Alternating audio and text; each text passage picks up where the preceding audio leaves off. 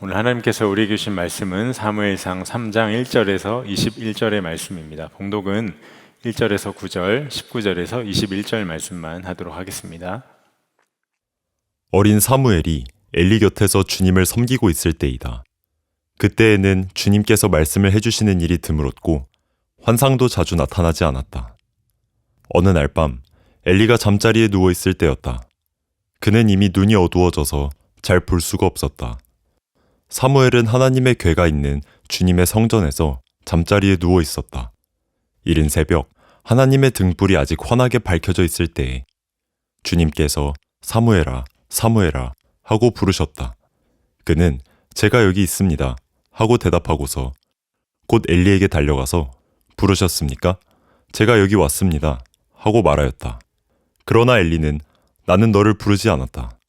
도로 가서 누워라 하고 말하였다. 사무엘이 다시 가서 누웠다.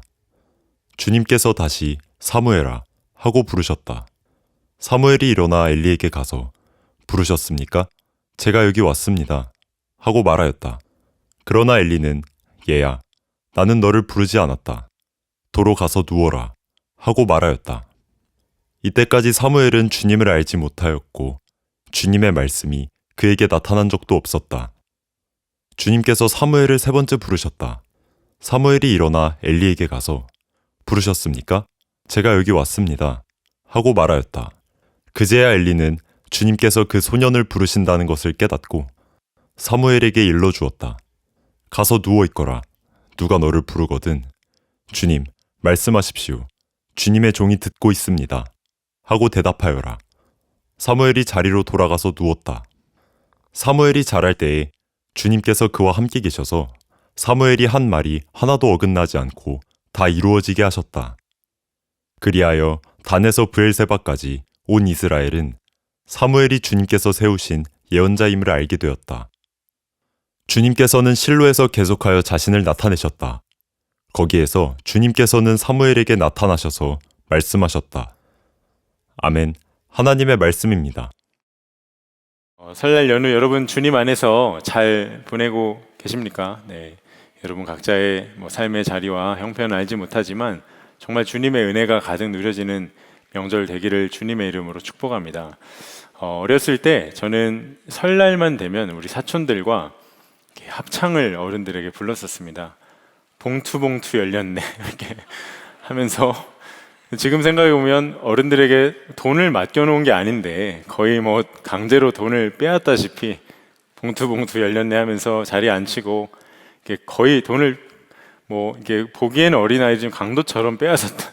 거의 세뱃돈을 그렇게 받았던 기억이 있습니다. 그래서 참 설 명절이 기다려지고 설레고 했었는데 근데 시간이 지나고 이제 고등학교도 졸업하고 청년이 되고 이렇게 점점 나이를 한두 살 먹어갈수록 이렇게 또 많은 청년들을 보니까 설 명절이나 명절이 그렇게 기다려지는 시간은 아닌 것 같더라고요. 제가 지난주 인터넷에서 명절 잔소리 메뉴라는 글을 보았습니다. 이게 어떤 어른들이 잔소리라고 생각하는 것에 가격을 매겨놓은 그 이미지가 있더라고요. 보신 적 있으신가요? 여러분 가장 싼 메뉴가 뭘까요? 너 대학은 어디 갈 거니? 이게 5만 원이더라고요.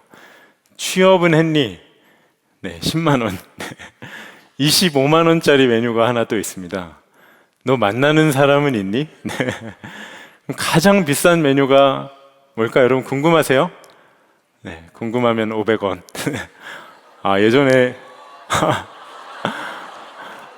예전에 TV를 좀 보셨군요, 여러분. 네. 말씀도 묵상하시길 축복합니다. 가장 비싼 메뉴가 너 결혼해야지. 언제 할 거야? 이게 30만 원. 네. 근데 그 메뉴판 위에 이런 글이 적혀 있었어요. 잘 되었으면 하는 그 마음 그대로 감사히 돈으로 받겠습니다. 잔소리 이제 그만 좀 해달라는 거죠. 사실 여러분 그런 어른들의 이야기를 듣는 것도 한때입니다. 대학 가죠? 그럼 대학 어디 갈래? 말 안 합니다. 취업하면 취업은 언제 할 거니? 말 안 하겠죠. 결혼하면 결혼 언제 할 거니? 말하는 게 비정상이죠. 애는 언제 가질 거니? 이게 또 스트레스가 될 수 있습니다. 그렇게 다 지나가죠. 그리운 때가 옵니다. 그런데 우리의 삶에서, 우리의 인생에서 어른들의 이와 같은 잔소리와 같은 말이 그치는 날이 올 수 있겠지만, 다른 거는 다 끊기고 그쳐도 절대로 끊기고 그쳐서는 안 될 한 가지가 있다는 그런 마음이 들었습니다. 여러분, 그게 무엇일까요? 우리의 삶을 향한 하나님의 말씀입니다. 때론 하나님의 말씀은 어른들의 잔소리보다 더 나의 폐부를 찌를 때도 있고, 또 내 양심을 흔들어 깨울 때도 있죠. 듣기 괴로울 때도 있습니다. 그런데 우리의 삶을 이 땅 가운데 허락하셨고 창조하셨고 지금도 신실하게 인도하신 하나님의 말씀이 더 이상 내 삶에 들리지 않는다, 그 말씀이 아예 끊겨버렸다, 그거는 인생의 심각한 위기가 찾아온 겁니다. 영적인 암흑기가 같은 것이죠. 근데 성경에서 그와 같은 영적인 암흑기가 유명한 시대가 있었는데, 여러분도 이제는 잘 아실 겁니다. 바로 사사시대입니다. 네, 오늘 우리가 함께 읽은 본문이 그 사사시대의 영적인 단면을 아주 자세히 드러내고 있는데, 1절 말씀에 어린 사무엘이 엘리 곁에서 주님을 섬기고 있을 때이다. 그때에는 주님께서 말씀을 해주시는 일이 드물었고 환상도 자주 나타나지 않았다. 여러분, 사사시대에 하나님의 이름을 지으려 했고 하나님의 이름을 정말 만홀히 여겼던, 철저히 하나님께 불순종했던 때이죠. 그래서 하나님도 마음이 좀 속상하고 서운해서, 마음이 좀 상해서 이스라엘에게 말씀을 하시지 않았던 걸까요? 근데 여러분, 3장 1절은 2장과는 떼어놓고 볼 수가 없습니다. 지난주에 저희가 하나님을 무시하는 삶과 존중하는 삶에 관해서 사무엘상 2장을 본문으로 말씀을 나눴었는데, 그 당대의 제사장이었던 엘리의 두 아들 홈리와 비느하스가 하나님을 섬겨야 될 거룩한 성전에서 자신들의 정욕과 성욕과 또 탐욕을 다 채움받고 있었던 정말 비극적인 현장을 우리가 적나라하게 보았었죠. 그들은 하나님께 제물로 드려져야 될 가축의 고기를 날것으로 빼앗아 먹었습니다. 일반 용어로 레어로 먹은 거예요. 전문 용어로 날로 먹었습니다. 그들은 고기를 막 날것으로 먹고, 여러분, 홈리와 비나스가 고기를 너무 좋아하는 육식남이라 그랬던 걸까요? 그게 아니라 하나님이 받으셔야 될 영광을 그들이 다 가로챘던 것이죠. 무엇이 그들을 타락하게 만들었을까요? 당시의 시대가 사사시대라 태생부터가 악하고 또 하나님의 말씀이 잘 들리지 않는 시대였기 때문에 그들이 그렇게 타락할 수밖에 없었던 것일까? 근데 뒤집어서, 우리는 그렇게 생각하긴 하지만 뒤집어서 오히려 그 누구보다 하나님의 말씀과 가까이 하고 말씀에 청종하고 순종해야 했던 제사장과 가족들이 그 말씀과 관계없고 말씀과 상관없는 삶을 살았기 때문에, 그때는 그들을 통해서만 그 시대에 말씀하실 수 있었던 하나님이 하시는 어떤 말씀도 그들이 오히려 듣지 못했던 것은 아닐까? 그런 생각이 들었습니다. 2절 말씀이 그 엘리의 영적인 상황을 그대로 반영을 하고 있는데, 어느 날 밤 엘리가 잠자리에 누워있을 때였다. 그는 이미 눈이 어두워져서 잘 볼 수가 없었다. 엘리의 눈이 어두워져서 잘 볼 수 없었다고 말하고 있죠. 엘리는 이때 나이가 꽤 많이 든 제사장이었습니다. 그의 육신의 눈이 흐릿해졌다는 뜻도 되겠지만, 사실 이것의 정확한 의미는 당대의 제사장이었던 엘리의 영적인 눈이 흐릿해졌다라는 뜻이죠. 영적인 무기력감에 사로잡혀 있었고 영적인 감각이 무뎌질 대로 무뎌진 상태로 있었던 게 엘리였습니다. 하나님의 임재가 완전히 떠났던 거죠. 여러분, 이렇게 무능하고 하나님을 만홀히 여겼던 제사장인데 하나님의 말씀을 제대로 알아들을 수가 있었을까요? 어렵겠죠. 분명 그가 2장에서 마지막을 보면 한나를 축복하는 장면이 나옵니다. 제사장으로서의 역할을 감당하긴 하지만 그가 깨어있고 정결하고 준비됐던 제사장이었기 때문이 아니라 하나님께서 한나라는 한 사람을 너무도 사랑하셔서 그 영혼을 위해서 엘리를 통로로 사용하셨던 것 뿐이지 그가 깨어있던 제사장은 아니었던 거죠. 저는 말씀을 묵상하면서 점점 확신이 든 게, 하나님 여전히 사사시대에도 하나님이셨지만 엘리와 제사장 또 거룩한 주의 자녀들이 말씀을 듣지 않았기 때문에 말씀을 자주 들을 수가 없었던 것이구나. 그들이 말씀에 귀를 닫고 살았기 때문에 그 시대에 하나님의 말씀이 들리지 않았던 것이구나 깨달아졌습니다. 여러분, 너무 불행하지 않나요? 하나님과 그 누구보다 가까이 살아야 하고 하나님의 말씀을 듣고 백성들에게 전해야 했고 또 백성들에게 그 길을 지도하고 가르쳐야 했던 제사장이 하나님의 말씀을 듣지 못하고 영적인 무기력 가운데 사로잡혀 있다니 불행한 겁니다. 그는 하나님보다 하나님 앞에 정말 철저히 타락하고 방종했던 그 아들들을 더 소중히 여겼다고 2장에서 말씀을 하고 있죠. 여러분, 그러한 영적인 상태인데 성전에서 하나님을 섬기는 일이 기쁨이었을까요? 하나님과 이스라엘 백성들을 잇는 제사장의 역할, 그 예배를 사역하는 것이 그에게 어떤 감격과 감동으로 다가왔을까요? 제대로 된 하나님의 말씀을 이스라엘 가운데 전할 수나 있었을까요? 없었겠죠. 그는 분명 살아있으나 죽은 자로 살아갔던 겁니다. 혹시 여러분 가운데 예배의 감격을 빼앗는 것이 있고 또 하나님을 섬기는 기쁨을 앗아가는 것이 내 삶에 은밀하게 숨겨지고 가려져 있다면 여러분, 그건 내가 그렇게 듣기 싫은 잔소리를 귀에 못이 박히도록 들어서라도 반드시 해결해야 될 일이라는 것입니다. 내 마음이 하나님과 세상 가운데 나뉘어져 있으면 하나님께서 나에게 어떤 말씀을 주셔도 절대로 들을 수가 없고, 하나님이 내게 아무리 큰 은혜를 폭포수와 같이 부어주셔도 절대로 그 은혜를 받을 수가 없기 때문에 그렇습니다. 그런데 정말 놀라운 게 뭔지 아세요? 그렇게 영적으로 하나님의 말씀이 들리지 않고 참 메말랐던 영적인 암흑기와 같던 그때에 하나님께서 그 시대를 돌파할 한 가지 방법으로 사람을 세우시는데, 우리의 생각엔 준비되고 자격 있는 제사장과 같은 사람을 세워야겠다 여기지만 그들이 아니라 나이 어렸던 소년 사무엘을 하나님이 부르셨다는 것입니다. 여러분, 오늘 우리가 함께 읽은 사무엘상 3장은 참 익숙하고 유명한 말씀입니다. 하나님께서 사무엘을 부르시는 장면이죠. 그런데 여러분, 이 말씀을 읽으면서 혹시 이런 생각 해보신 적 있습니까? 그 시대에 얼마나 인물이 없으면 그 12살밖에 안 된 그 어린 사무엘을 하나님이 부르실까? 하나님이 제사장들을 고쳐서 써서라도 좀 자격 있고 좀 라이센스도 있고 좀 준비가 된 사람을 쓰시는 게 맞지 않나? 그렇게 어려운 시대를 돌파할 리더를 출중한 그 사람을 세우는 게 좋지 않았을까? 그런 생각을 해보셨는지 모르겠어요. 왜냐하면 7절을 보니까 이때까지 사무엘은 주님을 알지 못하였고 주님의 말씀이 그에게 나타난 적도 없었다. 그가 아직까진 하나님을 개인적으로 깊이 경험하지도 못했고 하나님의 말씀을 제대로 들어본 적이 없는 영적으로 어리숙한 사람이었기 때문에 그렇습니다. 근데 왜 하필 사무엘이었을까? 근데 성경은 그 당시의 상황을 아주 세밀하게 묘사하고 있어요. 3절을 보십시오. 사무엘은 하나님의 궤가 있는 주님의 성전에서 잠자리에 누워 있었다. 이른 새벽 하나님의 등불이 아직 환하게 밝혀져 있을 때, 사무엘이 분명 엘리에게 맡겨져서 성전에서 자랐었죠. 그는 엘리 아래에 있었지만 엘리와는 다른 곳에서 잠을 잤던 것 같습니다. 그가 잠을 자고 누워있던 곳이 어디였죠? 하나님의 궤가 있던 성전. 여러분, 하나님의 궤가 무엇을 의미합니까? 하나님께서 우리 가운데 함께 하시고 임재하셔서 말씀하신다.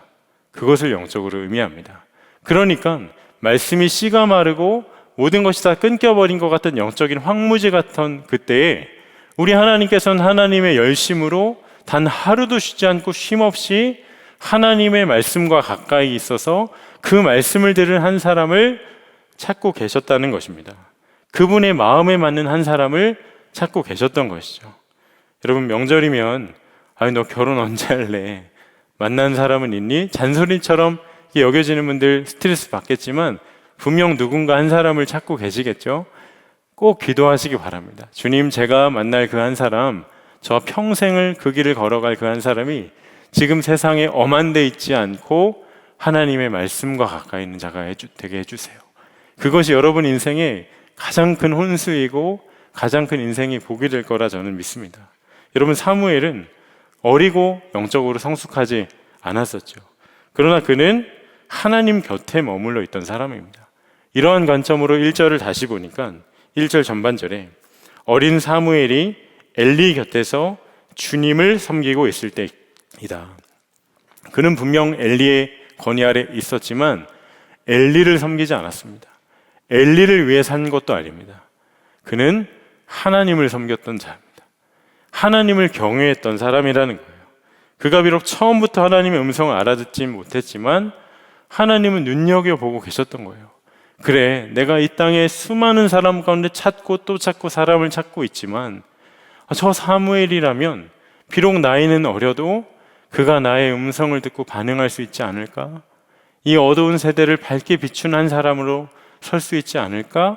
그런 기대를 갖고 계셨던 겁니다. 근데 참 놀라운 게 하나님의 그 궤 앞에 잠들어 있던 사무엘을 다른 누가 아니라 하나님께서 부르시는 그 시점이 언제이냐면 3절 중반절에 이른 새벽 하나님의 등불이 아직 환하게 밝혀져 있을 때, 시대는 참 어둡고 영적인 방종과 타락과 말할 수 없는 비극이 거룩한 성전에서조차 일어나고 있던 그때이지만 성전의 등불은 켜져 있었습니다.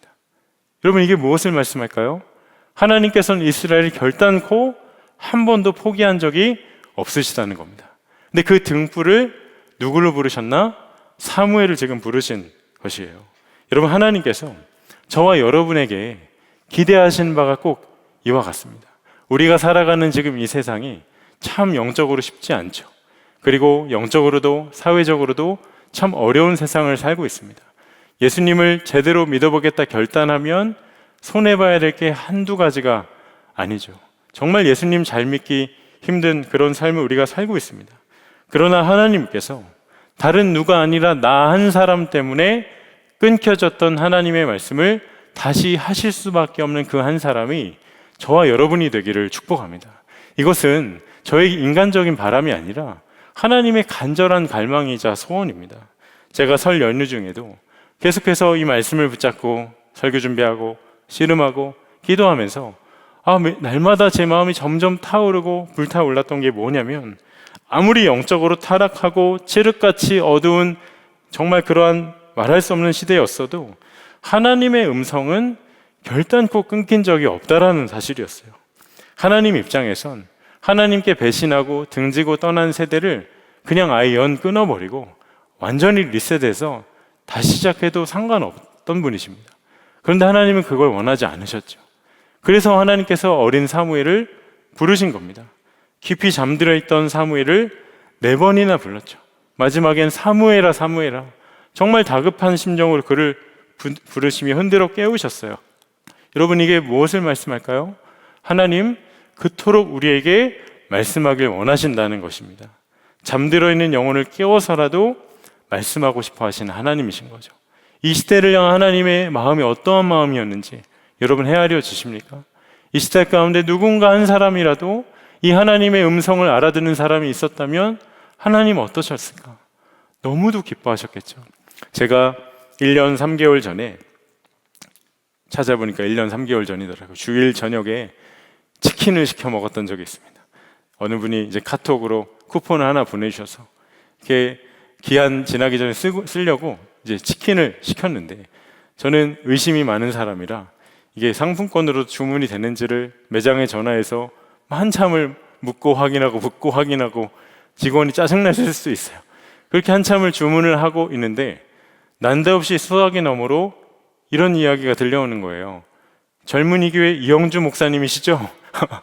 저는 그 전화를 하다가 제가 실수로 그 통화를 끊고 잘못 눌려서 통화 목록에 있던 누군가에게 잘못 전화가 걸린 줄 알았습니다. 너무 깜짝 놀라서 전화기를 봤더니 이게 몇 분째 통화가 이어지고 있는 그곳이 맞고, 알고 보니까 우리 교회 청년이더라고요. 그 당시 그 매장의 매니저였습니다. 더 놀라운 건 지금 어딘가에 그가 앉아 있어요. 근데 오랜만에 지난 월요일 카코텍스 때 정말 그 일 있고 나서 거의 처음으로 그 형제를 만났습니다. 근데 저는 1년 3개월 동안 무척 궁금했어요. 왜냐하면은 분명 그 형제가 본인의 매장 전화를 자기 핸드폰을 착신으로 걸어놔서 제가 전화 왔을 때 이미 저장되어 있던, 고등부 제자거든요. 이미 저장되어 있던 내 번호를 보고 알아맞춘 거겠지. 왜 하필 늦게 말했을까? 이렇게 저는 늘 궁금함이 있었습니다. 만나자마자 이렇게 물어봤는데 대답을 듣고 소름 돋는 줄 알았어요. 아니래요. 그게 아니라 제 목소리를, 음성을 알아들었다는 거예요. 그 친구의 말을 빌리자면 젊은이 교회 청년 중에 목사님 목소리 모르는 사람이 있을까요? 제가 말하고도 민망하네요. 네. 그러고 나서 뭐 이렇게 얘기를 하다가 그 당시에 서비스를 받았는데 그 얘기를 들으니까 와, 그 당시 그 서비스를 받았던 것과는 비교할 수 없는 기쁨이 제 안에 몰려오더라고요. 야, 내가 무엇이간데 내 음성을 알아듣다니. 야, 너무 신기하다. 잘 살아야겠다. 이런 막 기쁨이 막 몰려왔어요. 여러분, 마찬가지로 하나님께서도 그분의 음성을 알아듣는 사람을 너무나 기뻐하십니다. 왜? 그게 하나님을 인정하고 하나님을 경외하는 것이기 때문에. 시편 147편 11절에 여호와는 자기를 경외하는 자들과 그의 인자하심을 바라는 자들을 기뻐하시는도다 말씀하죠. 여러분, 주의 음성을 알아듣는 한 사람 되기를 정말 축복합니다. 근데 아시다시피 사무엘은 영적으로 참 어리고 미숙했던 사람이죠. 처음부터 하나님의 음성을 알아들었던 것은 아닙니다. 그래서 하나님께서 사무엘아 부르셨을 때 하나님이 부르셨다는 깨달음은 없었고, 아, 엘리 제사장이 날 지금 부르고 있구나. 그의 수하에 있었으니까 엘리를 먼저 찾아갑니다. 근데 엘리도 사무엘이 그렇게 2번이나 찾아왔을 때까지 사무엘이 밤중에 그냥 비몽사몽간에 뭔가 헛것을 들은 줄 알았던 것 같아요. 그런데 3번째 찾아왔을 때 하나님이 지금 사무엘을 부르시고 있다. 그래서 그에게 조언을 하죠. 9절에 사무엘에게 일러 주었다. 가서 누워 있거라. 누가 너를 부르거든 주님 말씀하십시오. 주님의 종이 듣고 있습니다 하고 대답하여라. 사무엘이 자리로 돌아가서 누웠다. 여러분, 놀랍지 않나요? 우리는 보통 하나님께 주님, 제 말씀을 좀 들어주세요. 들어보세요. 제가 하나님께 하고 싶은 말이 이만큼 있어요. 제가 하는 간구를 좀 들어보세요. 들을 틈이 없죠. 그런데 엘리는 그렇게 영적으로 타락하고 무기력 가운데 사로잡혀 있었음에도 불구하고 예전엔 하나님의 음성을 들었던 자이기 때문에 하나님의 음성에 어떻게 반응해야 되는지 정확하게 알고 있었고 사무엘에게 정확히 지도할 수 있었습니다. 그게 무엇이죠? 주님, 말씀해 주세요. 제가 듣고 있습니다. 제가 듣겠습니다. 여러분, 이 말은 주님께서 나에게 어떤 말씀을 하시든 그것을 지키고 안 지킬 것은 내가 정하는 게 아니라 오직 하나님이 정하는 것입니다. 저는 오직 하나님 말씀에만 순종하겠습니다. 제가 그 말을 정할 권리는 없고 철저히 주님의 말씀에 따라 살겠습니다. 그런 의미입니다. 여러분, 하나님은 우리가 오직 하나님의 음성만 듣고 그분만 바라며 따라 살기를 간절히 바라는 분이십니다. 여러분, 근데 이 말을 들을 때 마음이 어떠신가요? 좀 확 부담감으로 오시는 분이 있으십니까? 아니, 어떻게 이 험한 세상을 살아갈 때 하나님의 음성만, 말씀만 따라 살 수가 있어? 세상의 가치, 세상의 기준, 세상의 유행, 하다못해 친구들이 알고 있는 고급 정보도 잘 듣고 그렇게 살아가는 게 맞지. 근데 여러분, 주님의 음성만 듣기를 바라는 것, 이것이야말로 우리에게 진짜 좋은 소식입니다. 왜요? 내가 의지할 것이 아무것도 없을 때 오직 하나님 한 분만 바라고 그분의 말씀만 바라는 것보다 더 쉬운 게 어디 있습니까? 하나님께서 우리에게 바라시고 요구하시는 전부가 이것입니다. 정말 주님 한 분께만 바라며 순종하며 사는 삶. 이건 놓치면 나중에 100% 후회합니다. 제가 14년, 15년 전에 한국에서 코스타 코리아가 열렸을 때 저희 젊은이 교회에서 의전팀을 담당해서 그 현장에 의전팀원으로 섬기러 간 적이 있습니다. 경기도 명지대학교 캠퍼스에서 열렸었는데 그때 그 당시 코스타 코리아 할 때 한국교회의 리더요, 큰 어른이다 불리는 기라성 같은 목사님들이 나흘 동안 강사 대기실에 다 모여 계셨었어요. 그래서 중간중간 시간 날 때마다 우리 전도사님들과 함께 이렇게 강의가 없거나 일정이 없으신 목사님 한 분 한 분 찾아가서 테이블에 앉아서 질문을 드렸었습니다. 목사님, 지금까지 살아오면서 하나님 앞에서 가장 성공했던 게 뭐고 또 실패했던 건 뭡니까? 목사님 삶에서 가장 큰 성공은 뭐고 가장 큰 실패는 무엇입니까? 여쭈었죠. 그런데 한 분이 하나님 말씀에 순종한 건 성공이었고 하나님의 말씀이 아니라 내 뜻대로 한 건 실패였습니다. 또 다음 분에게 무엇입니까? 하나님 말씀에 따라 순종한 건 성공했고 내 뜻대로 한 건 실패했습니다. 뭐 미리 말씀을 드린 것도 아닌데 거의 모든 분들이 다 그렇게 대답하시니까 나중에 좀 짜증이 나더라고요. 똑같은 말만 계속 반복해서 하시니까 그걸 그렇게 후회하시더라고요. 묻는 분마다 하나님 뜻대로 한 건 순종했고 말씀 따라 한 건 잘 됐는데 내가 한 건 다 안 됐다. 그땐 너무 뻔한 대답이라 여겼었는데 이제는 알 것 같아요. 성공보다 중요한 것이 우리의 삶에 승리를 주신 분이 누군가가 대단히 중요한 것이죠. 주님 말씀 따라 사는 게 그래서 중요한 겁니다. 그런데 그것이 우리 자신에게만 좋은 게 아닙니다. 하나님의 말씀만 따라 산다, 오직 순종만 한다, 하나님께도 영광이 돼요. 왜 그렇죠? 내가 오직 하나님 한 분만 바라며 나아갈 때 나는 할 수 없지만 주님은 하시고, 나는 가난하고 연약하지만 주님은 나를 부유하게 하시고 강하게 하시며, 나는 아무것도 할 수 없을 때 오직 주님 한 분 붙들면 주님의 모든 충만하심이 완벽하게 드러나는 그런 순간이 되니까요. 하나님의 하나님 되심과 하나님의 뜻이 이 땅 가운데 이루어지는 통로가 바로 우리의 순종이라는 것입니다. 사무엘이 그것을 강력히 경험했었죠.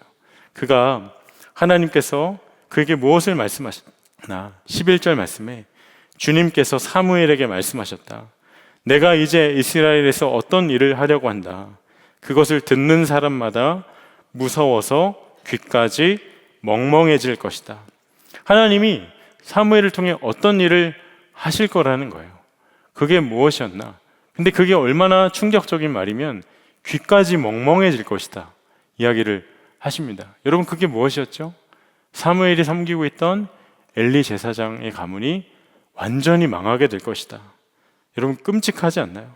사실 이 말씀은 지난주에 봤던 2장에서 하나님이 엘리에게 직접 하셨던 말씀입니다. 왜 그토록 심각한 심판이 다른 사람이 아니라 엘리 가문에게 임하였던 것일까? 하나님을 만홀히 여기고 그 말씀에 청종하지 않았던 자를, 하나님 무시하는 자를 하나님이 심판하시겠다는 거죠.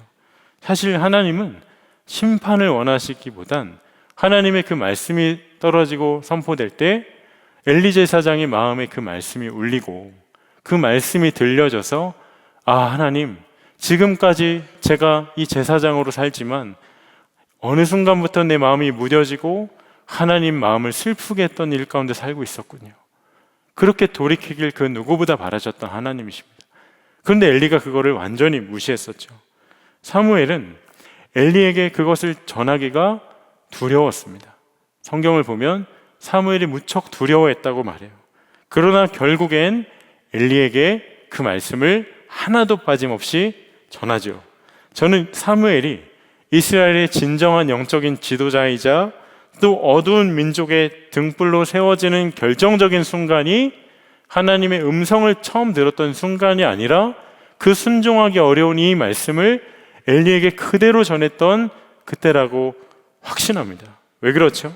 인간적인 생각과 또 감정으로는 결코 순종할 수가 없는 말씀이지만 하나님 뜻에 완전히 순복해서 그 말씀을 그대로 순종하는 모습을 하나님께 보여드렸으니까요. 그때 분명히 깨달았을 겁니다. 아, 내가 하나님께 부름받은 이 삶은 이제는 내 뜻대로 사는 삶이 아니구나.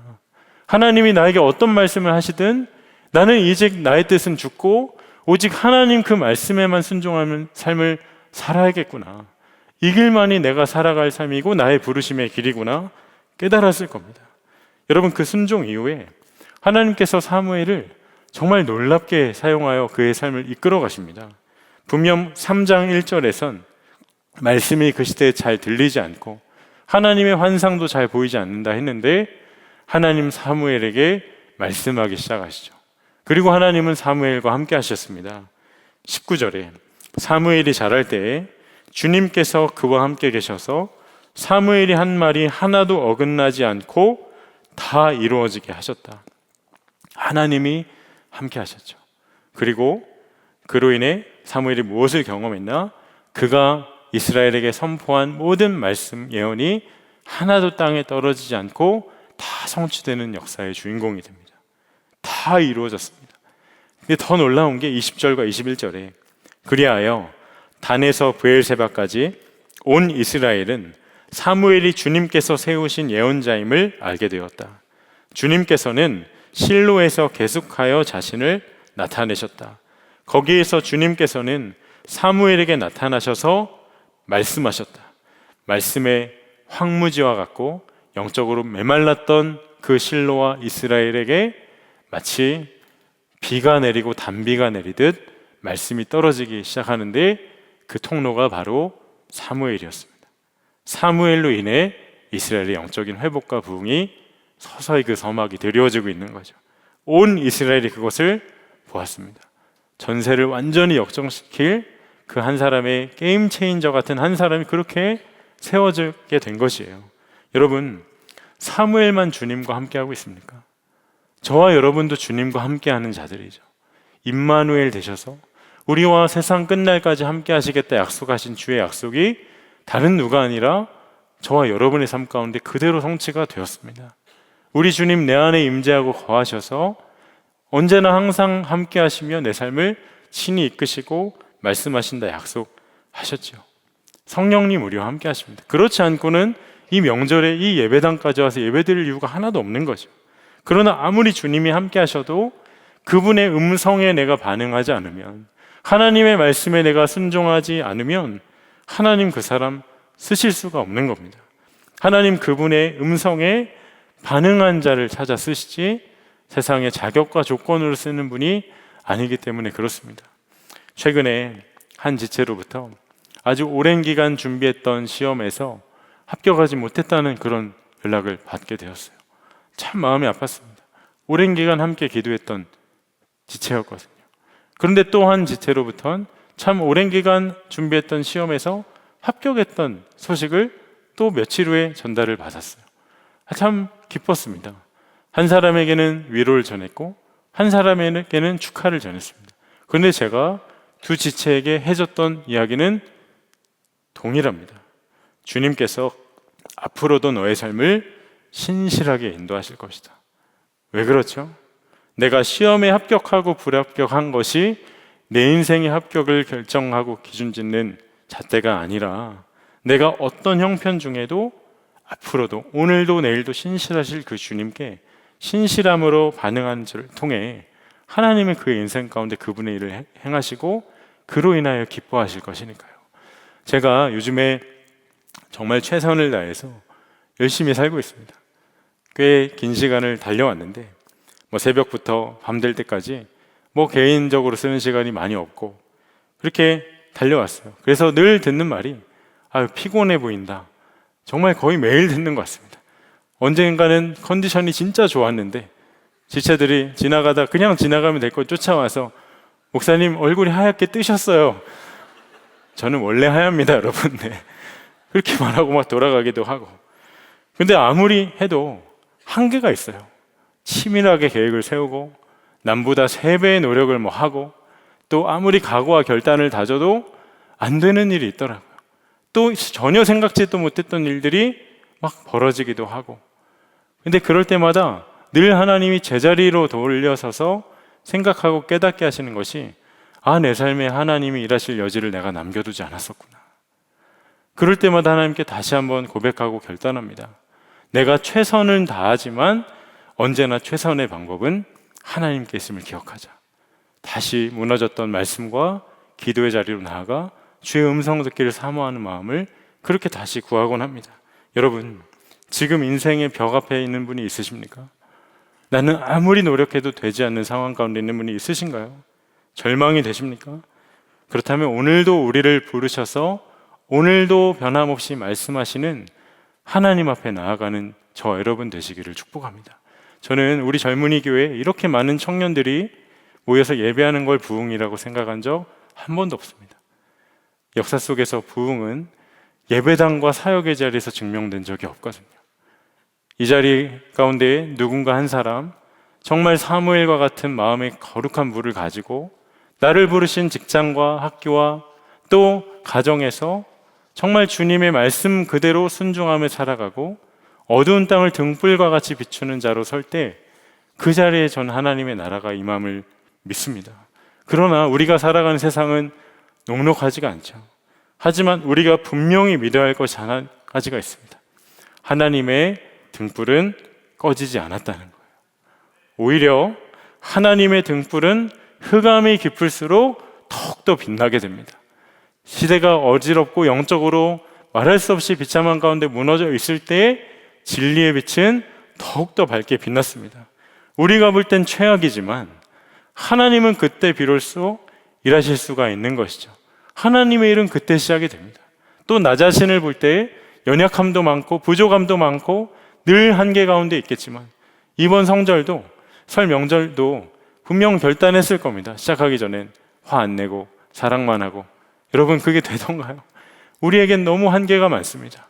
그러나 그렇게 나를 보면 초라하고 연약하지만 하나님은 이런 나를 통해 일하실 수 있음을 꼭 믿음으로 붙드셔야 합니다. 허드슨 테일러가 중국 내지 선교의 아버지 같은 분이죠. 그가 생전에 이런 질문을 받은 적이 있습니다. 하나님께서 가장 어렵고 힘든 일에 선교사님만큼 위대한 그 일을 위대하게 쓴 사람이 없다고 사람들이 이야기하는데 선교사님은 어떻게 생각하시나요? 여러분, 참 어떻게 보면 영광스러운 질문이죠. 또 겸손을 가장해서 자신을 드러낼 수도 있는 그런 질문입니다. 그런데 그가 이렇게 대답했어요. 하나님은 하나님 마음대로 쓰실 만큼 작고 하나님 마음대로 쓰실 만큼 연약한 자를 찾으셨는데 그게 바로 저입니다. 여러분 가운데 혹시 사무엘을 부르셨듯 나를 하나님 부르셨다 오늘 말씀하시는데 내가 나 자신을 보면 고작 12살밖에 안 된 사무엘처럼 참 어리고 미숙하고 부족함이 많아서 한계를 느끼고 있는 분이 있다면 그러면 하나님께 감사해야 합니다. 왜 그렇죠? 하나님께서 그분의 능력 가운데 나를 붙잡아 마음껏 사용할 수 있는 준비가 된 것이기 때문에 그저 나 자신을 주님께 완전히 맡겨 내어드리시기를 바랍니다. 주님 앞에 가까이 나아가 머무십시오. 하나님 오늘도 말씀하십니다. 하나님은 언제나 먼저 부르셨죠. 항상 생각지도 못했던 이들에게 하나님이 일하실 거라고는 전혀 생각지 못했던 형편 가운데 이들을 찾아가 부르셔서 그분의 사명을 맡기셨어요. 왜 그럴까요? 이유는 하나입니다. 아무리 생각해도 이유는 한 가지입니다. 그분이 저와 여러분을 너무도 사랑하시기 때문에. 우리 하나님 하나밖에 없는 그 아들보다 나를 더 사랑하셔서 그 아들 십자가에 매달아 죽으셔서 그렇게 나의 생명을 사신 하나님이시죠. 여러분, 그 아들이라고 이 구원의 역사를 주저함이 있으셨을까요? 그렇게 그 아들 십자가에 매달리시기 직전에 뜻이 바뀌어서 너무 아깝다 하셔서 다른 방법을 택한 분이십니까? 아니요. 하나님 끝까지 가셨습니다. 뒤돌아서신 적 한 번도 없으시죠. 그리고 그 십자가에서 사무엘아 사무엘아 부르시듯이 형주야 형주야 또 저와 여러분을 부르시며 내가 내 아들의 생명으로 너희를 샀다 말씀하시고 그렇게 부르셔서 한 번도 후회한 적이 없는 분이십니다. 하나님 생명 다해 사신 저와 여러분에게 말씀하시고 어두운 이 땅을 밝게 비추는 등불과 같이 그리 사용하실 것입니다. 주님 말씀하십시오. 제가 주님의 말씀을 듣겠습니다. 오늘 무뎌졌던 나의 심령이 주님 앞에 활짝 열려 다시 한번 내 삶을 향한 주님의 부르심을 아멘으로 취하여 주님 앞에 서는 이 시대의 사무엘과 같은 한 사람으로 저와 여러분이 서게 되기를 주님의 이름으로 축복합니다. 이 시간 우리 함께 찬양하고 기도할 텐데요. 비준비하시니 이 땅에 영적으로 메마르고 황무지 같은 이 땅, 우리의 캠퍼스와 직장과 가정 안에 하나님은 마치 비를 내리시듯 저와 여러분을 그렇게 영적인 담비와 같이 또 이 시대를 밝게 비췄던 사무엘과 같이 등불로 쓰길 원하시는 분이십니다. 그 주님을 신뢰함으로 찬양하고 기도의 자리로 나아가도록 하겠습니다.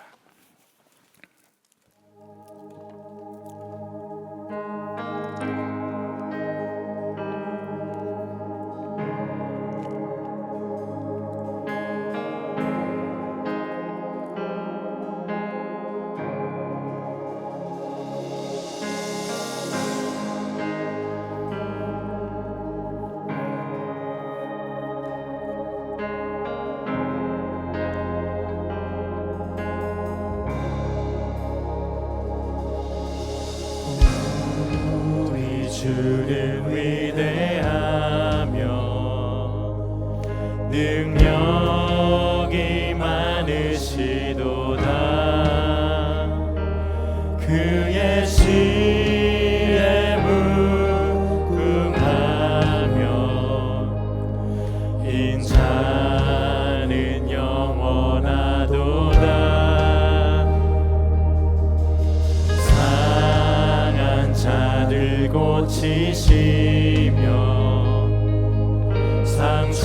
상처를 싸매시도다. 별들의 수를 세시며 이름을 붙이셨도다. 우리 다 함께 자리에 일어나서 찬양하겠습니다. 그가 구름으로 하늘을 덮으시며 땅을 위하여 비 준비하시니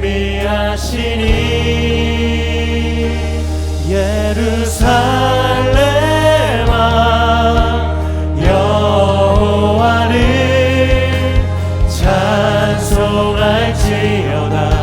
내 하나님을 감사함으로 그 앞에 나가며 주 임재 앞에 경배해.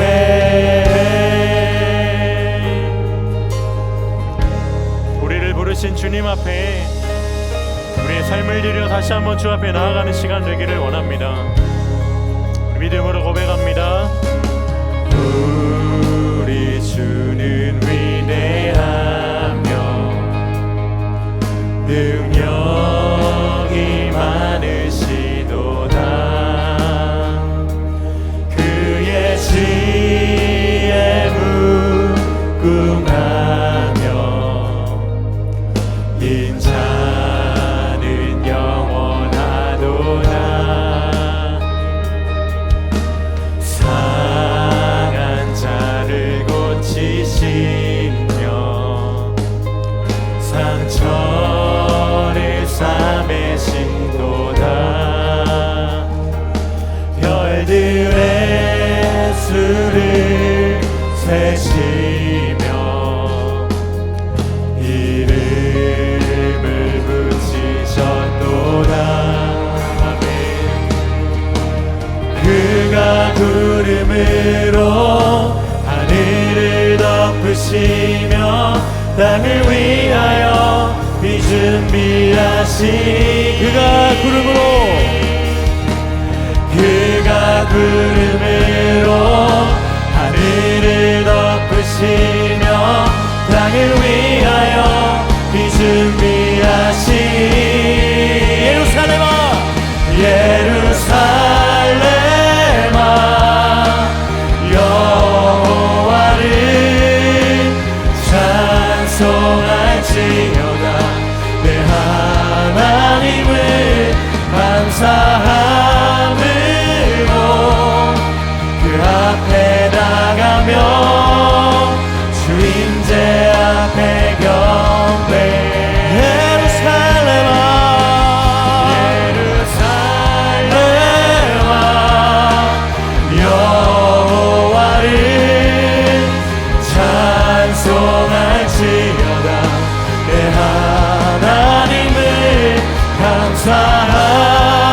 감사함으로 주 앞에 나가며 주 임재 앞에 경배. 여러분은 우리 이 시간 합심해서 함께 기도할 때 사무엘을 부르신 하나님이 오늘 여러분을 부르신 하나님이심을 정말 믿음으로 신뢰하시기를 바랍니다. 그러려면 내가 지금 누구의 음성을 듣고 있는가? 말씀의 그 빛 안에서 정확하게 나의 삶과 심령을 점검하고 정말 내가 돌이킬 것을 하나님께 돌이켜 나의 귀를 주님께 다시 한번 초점과 시선을 맞추는 작업이 필요하겠습니다. 여러분은 누구의 음성에 귀 기울여 살고 있습니까? 세상의 소리입니까? 사단의 음성입니까? 아니면 수없이 실패하고 나만 생각하는 자아의 소리를 살고 있습니까? 주님, 제가 세상과 사단과 자아의 소리가 아니라 주님의 음성에만 귀 기울이는 귀가 열리게 하여 주옵소서. 사무엘을 부르신 하나님, 오늘 나의 이름을 부르셔서 다시 한번 말씀하시는 그 하나님 앞에 나의 귀를 열어 내 삶을 열어 주 앞에 나아갈 수 있는 문이 활짝 열리게 하여 주시옵소서. 우리 주님의 이름 한번 부르시고 같이 기도합니다. 주여 예루살렘 하나님 우리에게 말씀하여 주시옵소서. 하나님 우리에게 말씀하여 주소서.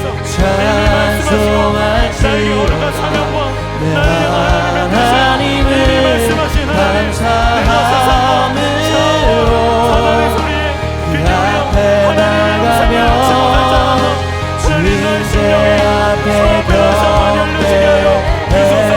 이 어두운 세상 가운데 우리에게 말씀하시며 우리 말씀을 거두지 않으신 하나님, 주님을 사랑하며 하나님 사랑하는 우리 주의 음성을 듣고 일어나게 하여 주시옵소서. 하나님 주의 말씀을 듣게 하여 주소서. 나의 가정을 향한 나의 직장을 향한 나의 주인제 앞에 경배해 예루살렘아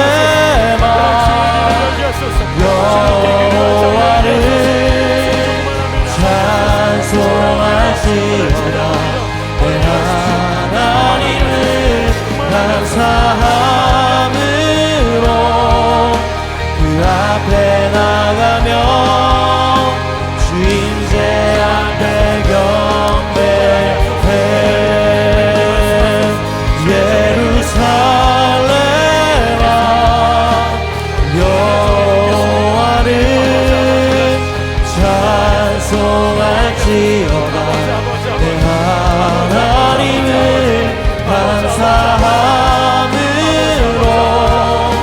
그 앞에 나가며 주인제 앞에 경배해.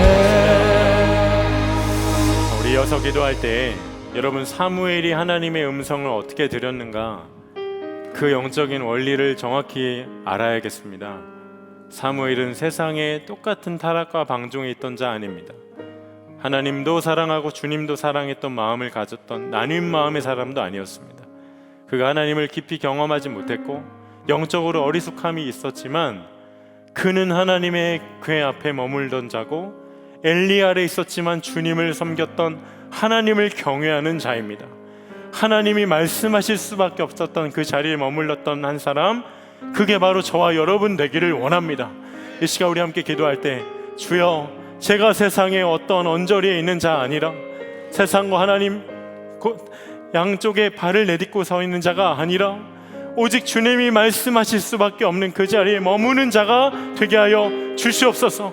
내 안에 끊겨지고 하나님 멈춰졌던 주님의 말씀을 읽는 자리가 다시 회복되게 하여 주시고 하나님 그토록 기도함이 기뻤던 하나님 기도의 자리가 충만함 가운데 회복되게 하여 주시고 하나님께 순종하는 삶과 사랑과 하나님 헌신의 자리가 내 삶 가운데 다시금 회복되어서 주의 말씀대로 살아갈 수 있는 충만한 자리에 머무는 삶이 되게 하여 주시옵소서. 우리 주의 이름을 부르시고 기도하겠습니다. 주여 아버지 하나님 예루살렘아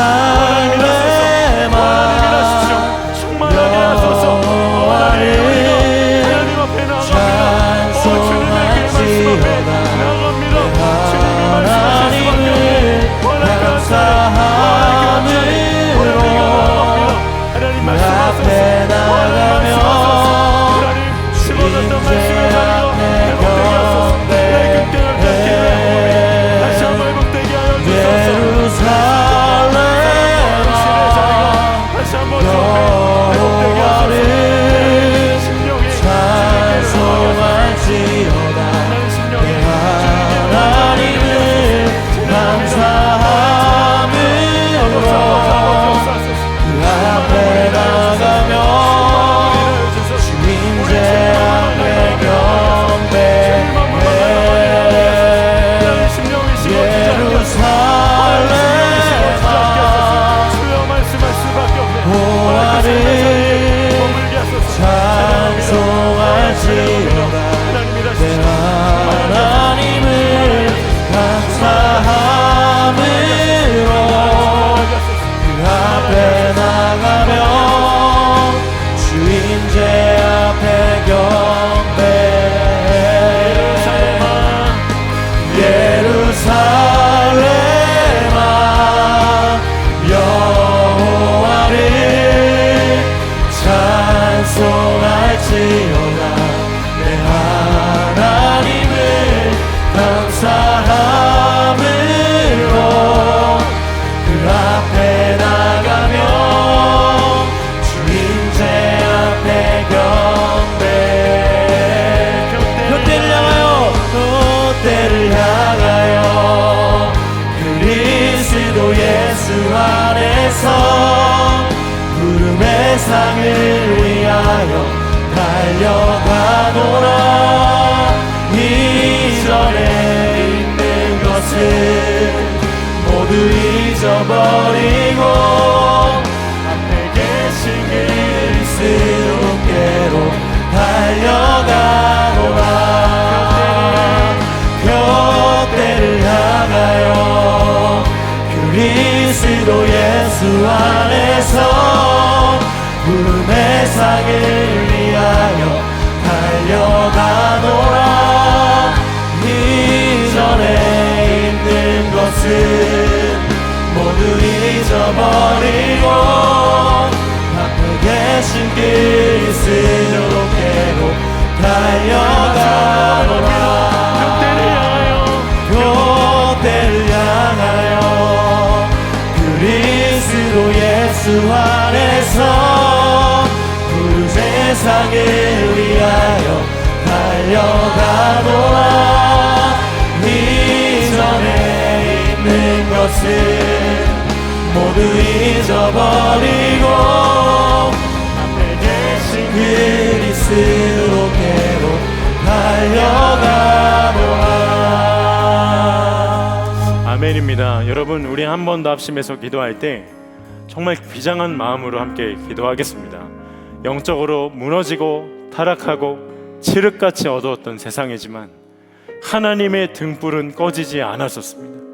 여러분, 그 등불이 누구일까요?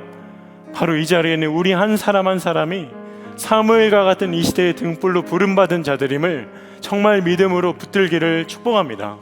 이 시간 기도합시다.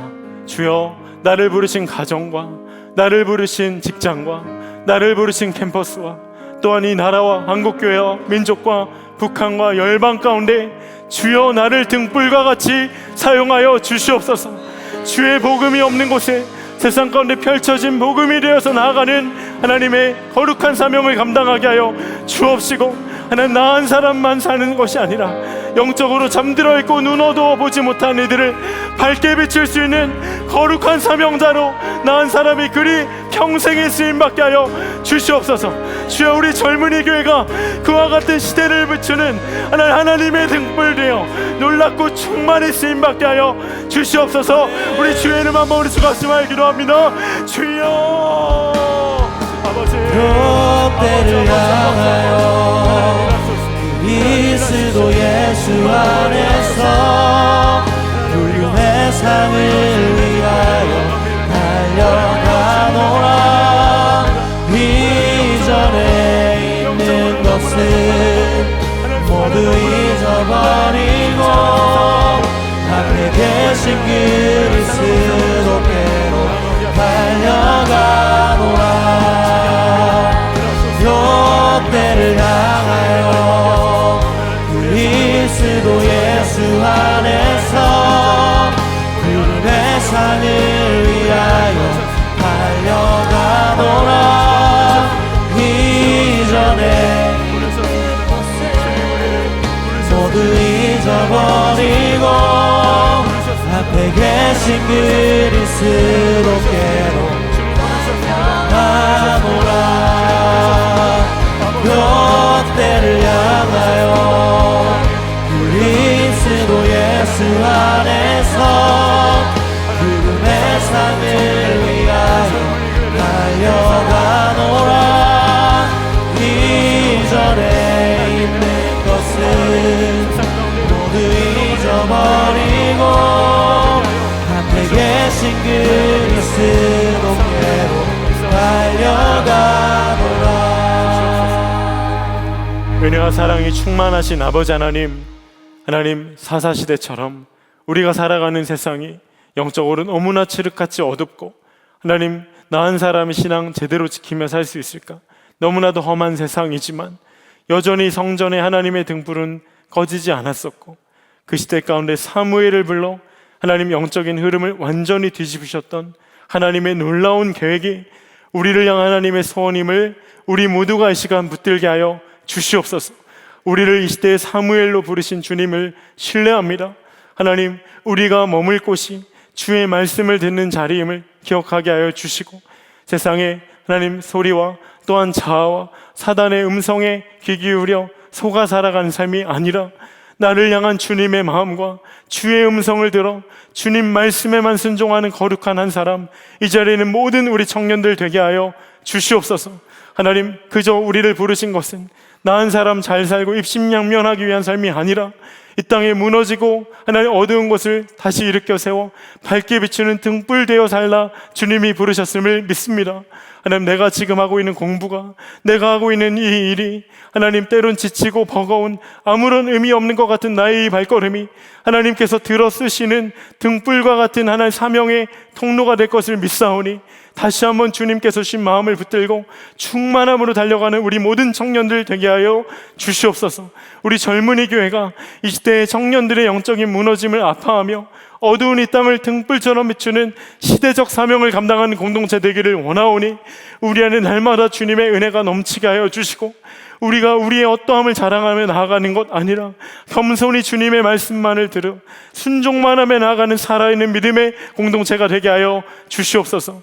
하나님, 이 명절 누군가는 아픔과 고통 가운데 하나님 쉽지 않은 시간을 보내고 있는 이들도 있습니다. 주님께 사랑하는 청년들의 삶을 하나님 살피시고 하나님 세상에 줄 수 없는 위로와 힘을 더하셔서 하나님의 은혜가 충만한 이 설 명절이 되게 하여 주시고 무엇보다 우리를 부르신 가정에서 주님의 사랑을 막힘없이 흘려보내는 사랑의 통로로 우리 모두를 사용하여 주시옵소서. 하나님, 열방 가운데 오직 주님 한 분 바라며 어두운 그 땅을 비추는 등불 되어 쓰임받는 선교사님들을 축복하여 주옵시고 선교사님들의 순종과 발걸음이 그 땅의 영적인 어둠을 몰아내고 하나님 나라의 영광을 밝게 비추는 거룩한 마중물 된 삶이 되게 하여 주시옵소서. 하나님, 영적으로 어두운 북한 땅 우리가 정말 통하는 마음으로 이 시간 마음에 품고 기도합니다. 하나님, 그 땅에 하나님 속히 하나님 나라 부흥 또한 남과 북이 복음으로 통일되는 그날이 속히 오게 하여 주시옵소서.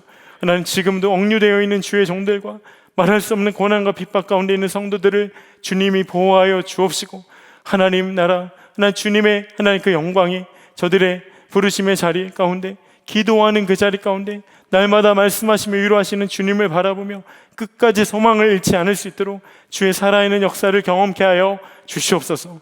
하나님, 오늘도 주님을 사랑하는 마음으로 주님께 드린 예물을 귀히 받아 주옵시고 하나님 나라의 영광을 위해 알곡과 같이 쓰임받는 거룩한 삶과 하나님 예물 되게 하여 주시옵소서. 주 예수님의 은혜와 아버지 하나님의 말할 수 없이 크신 사랑하심과 성령의 내주 교통하심이 이제는 어두운 이 땅 등불되어 오직 주님만을 바라며 순종만 하며 살아가 등불로 살아가기를 결단한 사랑하는 우리 모든 청년들 위해 또한 우리 젊은이 교회 위해 이제로부터 영원히 함께 하시기를 간절히 축원하옵나이다. 아멘.